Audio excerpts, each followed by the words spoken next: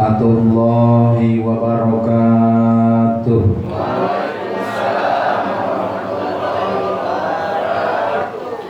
Alhamdulillahi rabbil alamin. Wassalatu wassalamu ala asrafil anbiya'i wal mursalin wa imamil muttaqin wa khatamin nabiyyin sayyidina wa habibina wa syafi'ina wa qurrati a'yunina wa maulana Muhammadin wa ala alihi wa ashabihi ajma'in. Salata wa salaman daimaini mutalazimaini ila yaumiddin. Amma ba'du, faqala ta'ala fi ayatihil karim. A'udzu billahi minasy syaithanir rajim. Bismillahirrahmanirrahim. Ya ayyuhan nasu ubudu rabbakumul ladzi khalaqakum wal ladzina min qablikum la'allakum tattaqun. Wa qala Rasulullah sallallahu alaihi wasallam, man intaqala liyata'allamal ilma ghufira lahu qabla ayyahtuwa. Sadaqallahul aliyul azim wa balagha rasuluhun nabiyul habibul karim wa nahnu ala dzalika minasyahidin wa syakirin walhamdulillahi rabbil alamin. Ma'asyiral muslimin wa muslimatin hadirin jamaah musholah Nurul Iman, tentunya para orang tua, para kasepuhan, para pengurus, para ketua RT, bapak-bapak, ibu-ibu, para remaja-remaji yang insya Allah semuanya mudah-mudahan selalu ada dalam lindungan Allah Subhanahu wa Ta'ala. Semoga selalu diberikan sehat walafiat. Mudah-mudahan segala cita-cita tujuan dikabul oleh Allah Subhanahu wa Ta'ala. Pertama-tama kita panjatkan puji syukur kehadirat Allah. Alhamdulillah kita kembali lagi dipertemukan pada kajian malam Jumat, yang mudah-mudahan dengan langkah-langkah ini semua dosa-dosa kita diampunkan Allah Subhanahu wa Ta'ala.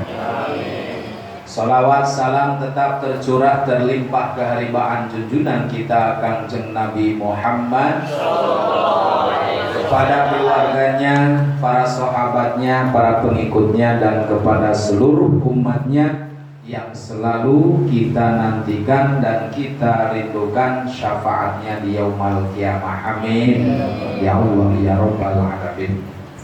Baik hadirin wal hadirat, Bapak Ibu jamaah rahimakumullah, malam ini kembali kita melanjutkan materi Nasoihul Ibad halaman 16.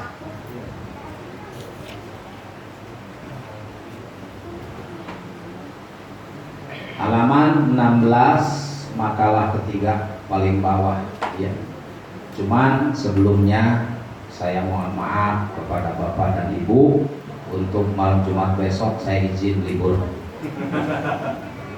Bapak-bapak, ibu-ibu nggak usah libur, takbiran sampai subuh.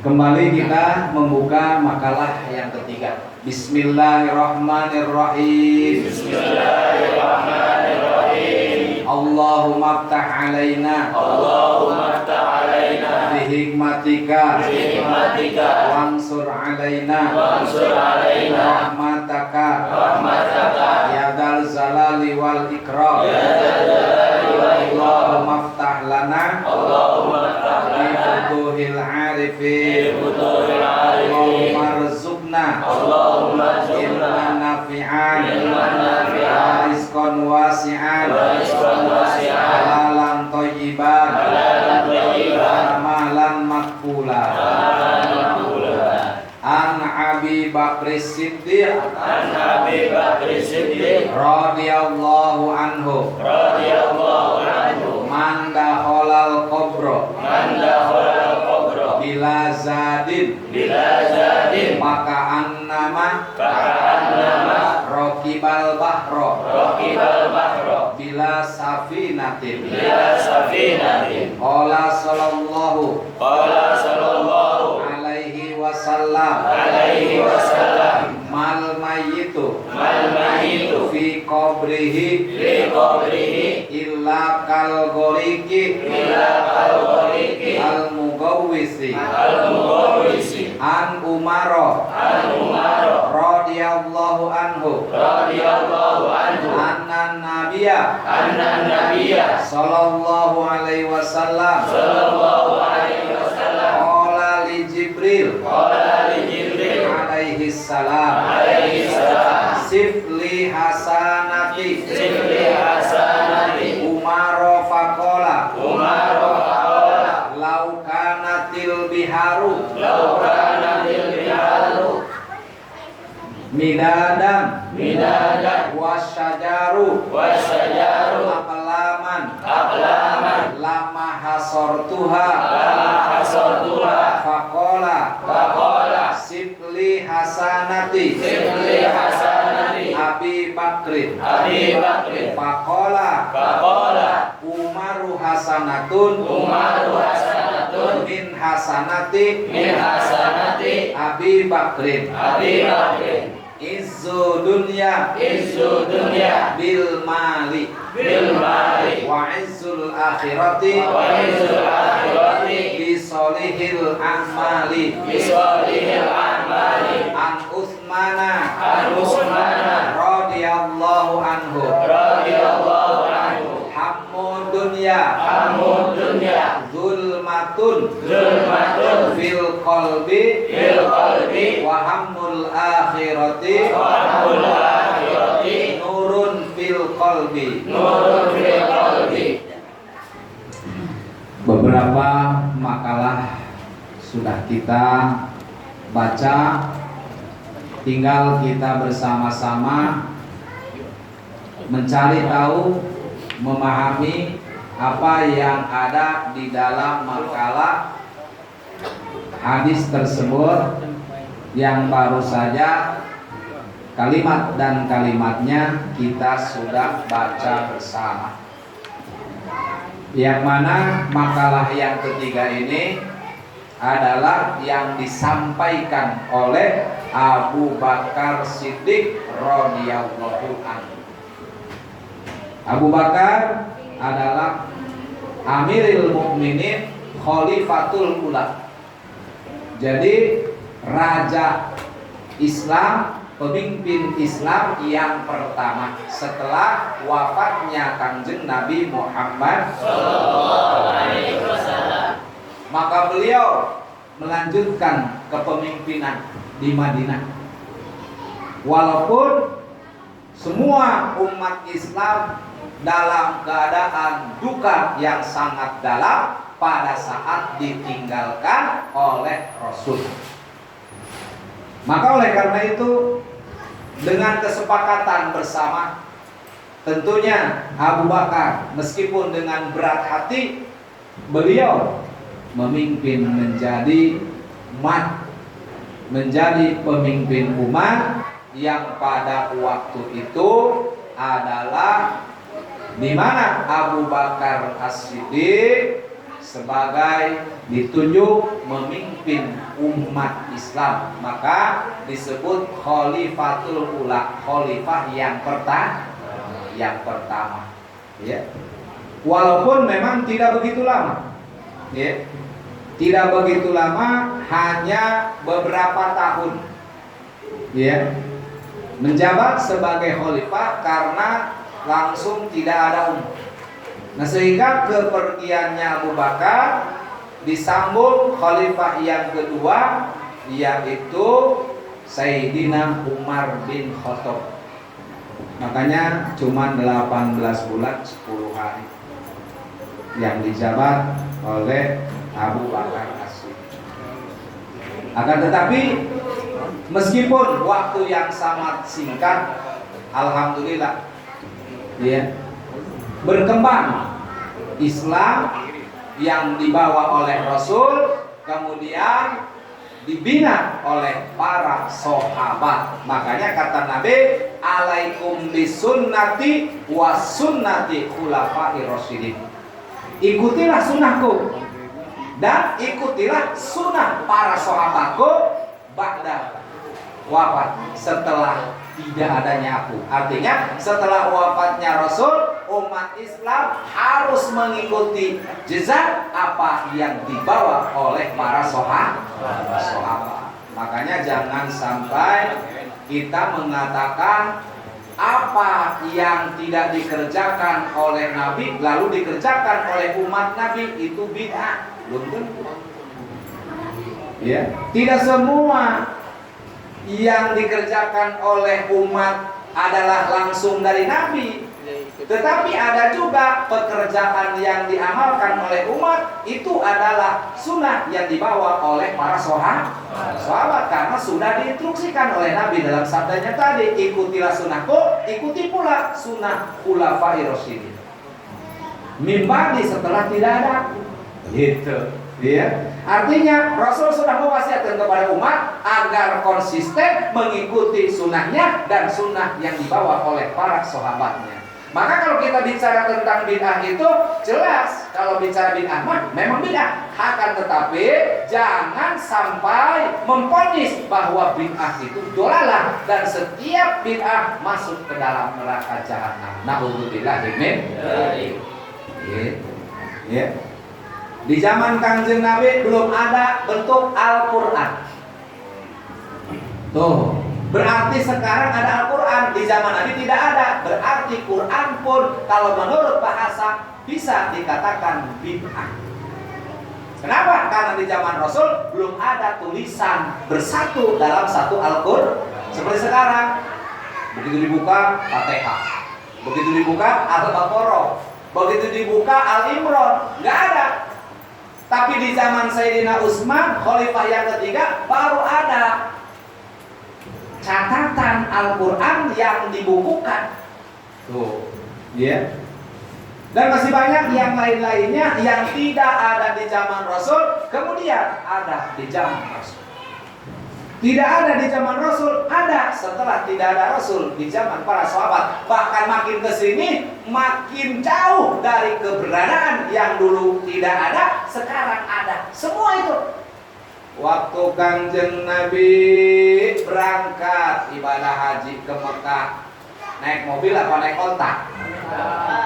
Yang sekarang naik pesawat. Kalau begitu bid'ah tuh yang ibadah haji naik pesawat, neraka tuh.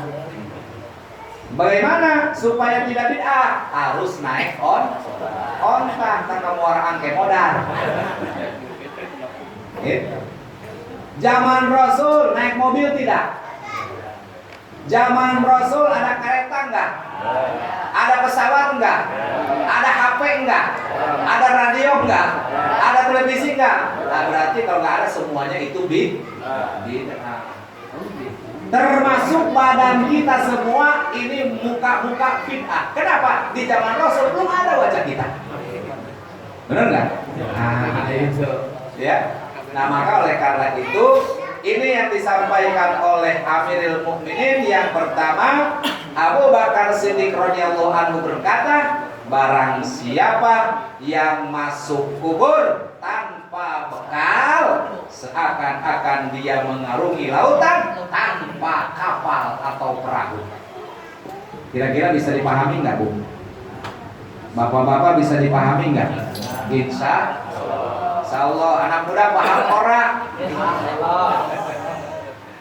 Jadi begini kata Abu Bakar, man dakhalal qabra bila zadin. Siapa saja yang meninggal dunia otomatis masuk kuburan. Bila zadin, tapi masuknya kuburan ini dia belum punya amal ibadah, artinya belum punya bekal, belum sempat ibadah, belum bertakwa, belum beriman, mati duluan karena corona. Kira-kira Ngaji belum? Puasa Ramadan belum? Sholat 5 waktu belum? Mabok kene? Belum sadar, belum insaf. Baru mau modal. Dah modal kobro, masuklah dia ke kuburan. Nah, bagaimana ini orang yang meninggal belum ibadah, belum punya bekal, tidak punya amal soleh? Pakaan nama robbal bahro bila sapinatin, seolah-olah lir ibarat dia naik ke atas lautan, melintas ke satu pulau, tapi sayang tidak punya perahu atau tidak punya kapal. Kira-kira sampai nggak ke tujuan? Yang ada tenggelam, yang ada karam, yang ada musibah. Belum beberapa kilometer dicaplok paus, atau barangkali hantam cucut. Bukan tidak mungkin, tapi itu pasti artinya sengsara. Nah, berarti kesimpulannya jangan sampai kita mati kecuali matinya sudah cukup berbekalan. Ya, apa itu bekalnya? Fatajawwadu fa inna khairaz zadi taqwa. Berbekalah kalian. Dan sebaik-baiknya bekal adalah takwa. Bukan harus nabung di rekening BRI, bukan. Itu juga boleh, tapi itu mah intinya buat bekal dunia dulu. Ya. Tapi buat bekal akhirat itu, nabung akhirat itu, mencari amal sebanyak-banyaknya, mencari pahala sebanyak-banyaknya, baik itu lewat pengajian, lewat sholat, yang wajib, yang sunnah, bahkan ada juga amal lewat sosialisasi. Hablum minallah, hablum minan. Setiap perkara yang baik menurut agama itu amal soleh. Jadi kesolehan itu artinya kebaikan, sifat yang terpuji. Ya, orang ngaji ini bagian dari sifat terpuji karena perintah Allah, perintah Rasul. Dan otomatis setiap melangkah dapat pahala, bahkan setiap melangkah dihapuskan dosa. Jadi makin banyak dia melangkah ke tiang majelis ilmu, maka semakin banyak dia punya dosa dihapus. Semakin melangkah dia banyak, semakin banyak tabungan pahala. Maka inilah yang disebut zat, biaya bekal untuk ongkos menuju akhirat. Jangankan ke akhirat, kasih santri betul gak duit balik. RT di lockdown. Jangankan ke akhirat, ke Pandeglang aja nggak bawa duit, kira-kira nyampe nggak? Ini contoh yang kecil aja. Apalagi ke akhirat jauh, tidak ada batasan kilometernya. Pulang kampung aja kita nggak bawa ongkos, waduh